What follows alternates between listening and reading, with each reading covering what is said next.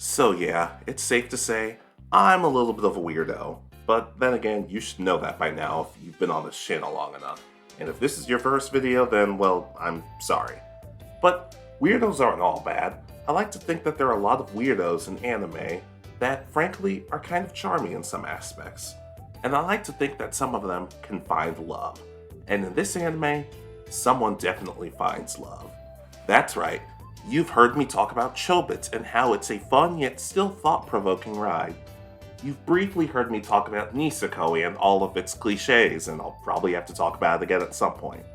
I'm never talking about school days.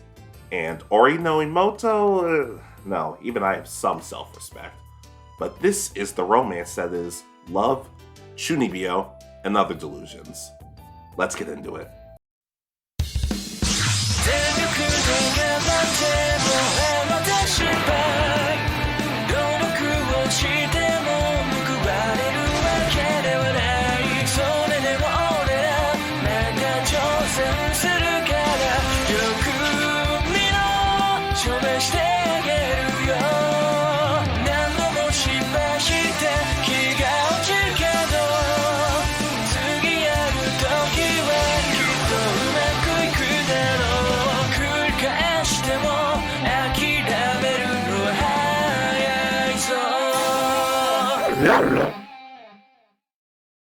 The show starts off simply enough.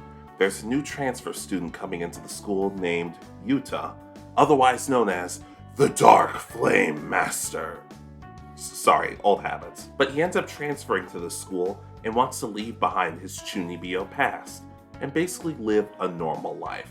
Of course, nothing is really all that simple, and he ends up befriending Rika, aka the class Chunibyo. For those of you who don't know what Chunibyo is, basically just think of somebody who thinks they have special powers even though they really don't. It's actually an interesting trope that's been popping up more and more over the past several years. I generally find myself enjoying it, but we'll talk about it a little more as the series progresses.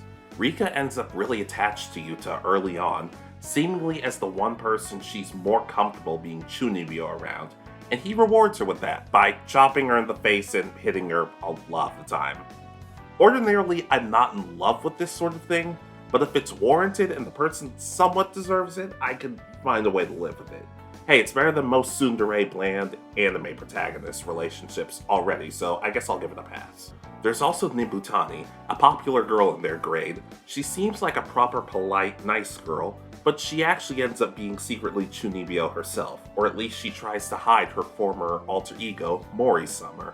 Think Teruhachi from Psyche K, except with Chunibyo, so, you know, better. There's also their friend Kumin, who, sleeps. No, really, that's pretty much all she provides. Apparently she was an anime original character. Dang, they paid her to sleep all day? Lucky, I need that job.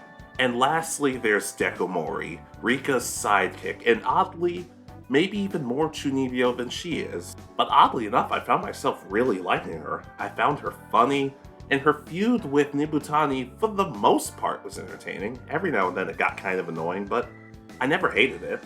I don't know if I ship it like the rest of the fanbase, but hey, to each their own. I think that's where the show really has some of its strengths. It shows Yuta in completely over his head, and every now and then he'll slip back into his Chunibyo self, but for the most part he has to play the straight man to Rika and her antics, which include school plays or talent shows or something like that. Not to mention slingshotting pieces of paper, and it doesn't go well for anybody. But we also see them both more or less learn from each other. Rika learns to be a little more grown up at times and actually work hard and study, while Yuta learns to relax a little bit. It's really nice to see, and it makes it nicer all the more when they eventually admit they have feelings for each other, and it's not the last episode. Wow, they're getting this out of the way early. That's awesome. Good job, guys. My respect for you has gone way up. It's just so refreshing because so many other shows wait until the very last minute to put the characters together, but we actually get to see them for a couple of episodes and how they interact as a couple, and it feels more or less believable. It's especially awesome because when Rika breaks down to Dekomori that she's in love with Yuta, Dekomori turns off the Chunibyo for a bit and actually talks to her like a human being. It's awesome. Sadly, there is a bit of a problem though.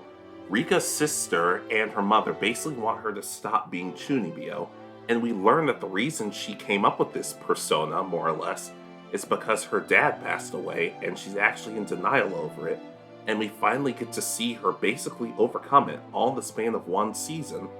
But she also has to turn off her Chunibyo at one point because Yuta gets his arm twisted by Rika's family, and it's heartbreaking to see. She ends up singing a beautiful song in tribute of her father at the school festival, and she ends up taking off her eye patch and basically becoming normal again. And she ends up leaving, and it kind of tears the group apart for a bit. Dekomori ends up taking it really hard, especially from Yuta, who snaps at her and tells her that none of this Chunibyo stuff is real, and she breaks down in tears. It's honestly one of the hardest things about watching this. You know that Chunibyo isn't necessarily just fun and games. It's an escape because, well, real life kinda sucks sometimes. So to basically be told your fantasy world means nothing? I don't know, I felt horrible for her.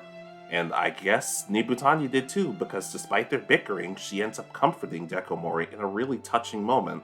Ultimately, of course, they make up with Rika, they all become friends again, and it ultimately shows that it's more important to be yourself and a little weird than to be normal and miserable. But ultimately, that's Love, Chunibyo, and Other Delusions. I hope you guys enjoyed it, and Wait, there's a second season? Oh! They got together and the story continues. Oh, alright, well, let's check it out. Let's see what happens. So let's see what Season 2 has for us. It has the gang spying on Yuta and Rika as they do things like grocery shopping, Yuta dressing up as a magical girl at some point, an episode about sleeping, and an episode about a fake Mori summer. Okay, I can kind of see why Season 2 starts to lose some people. Season 2 does start to give more stuff for the other characters, like the other main characters, and normally I love that. At the same time though, it's just kind of boring. Yuta and Rika almost feel like kind of an afterthought to the point of I almost forgot they were together at this point in the series. It's not really a good sign when that starts to happen.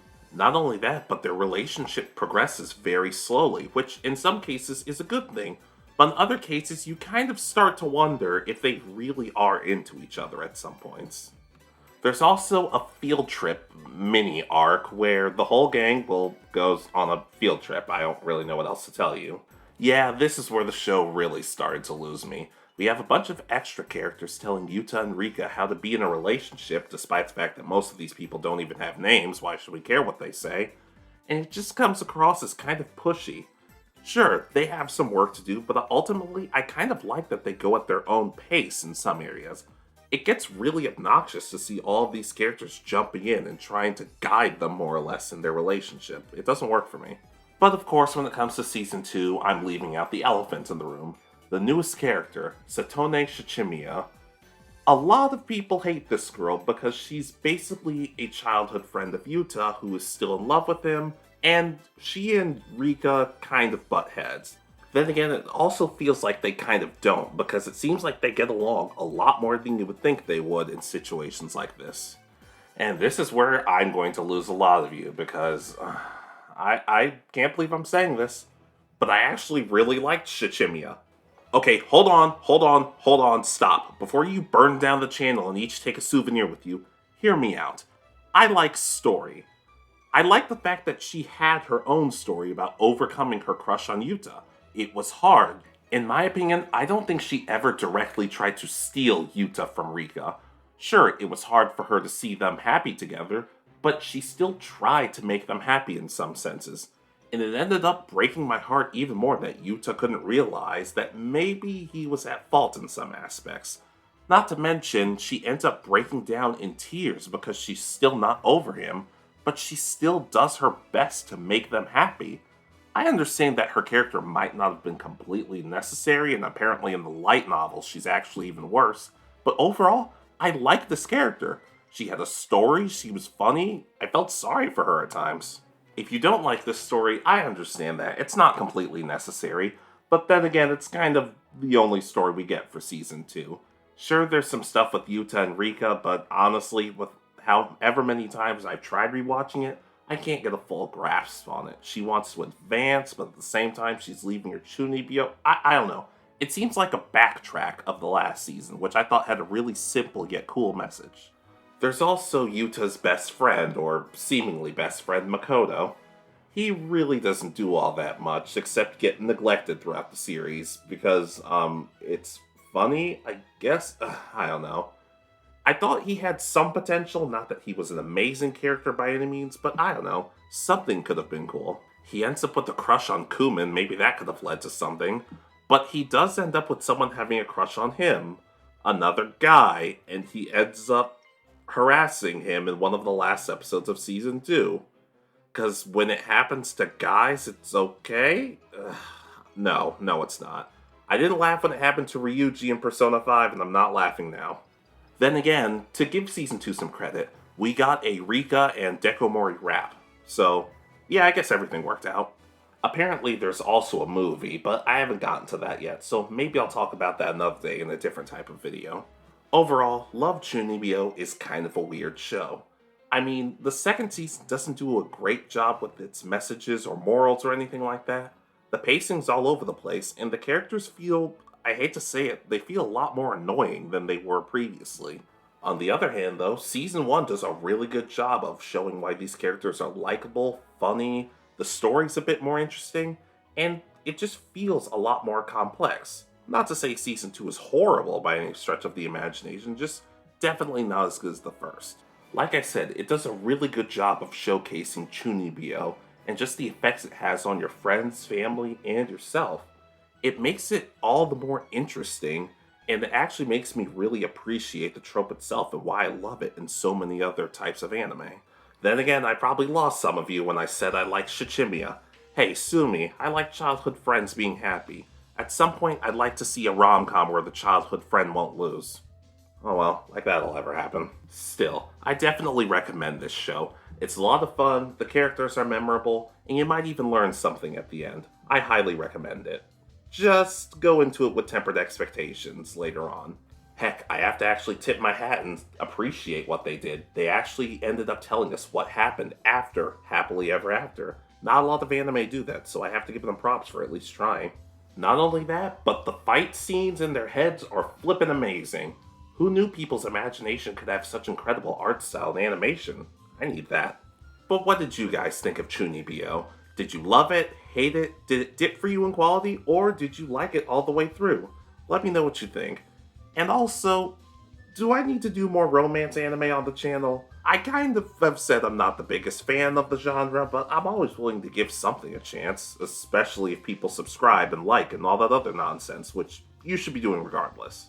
This is Alex, or the Mystic Owl, saying, reality be rent, synapses break, banishment this world. Huh. I get why they do that now. That's a lot of fun.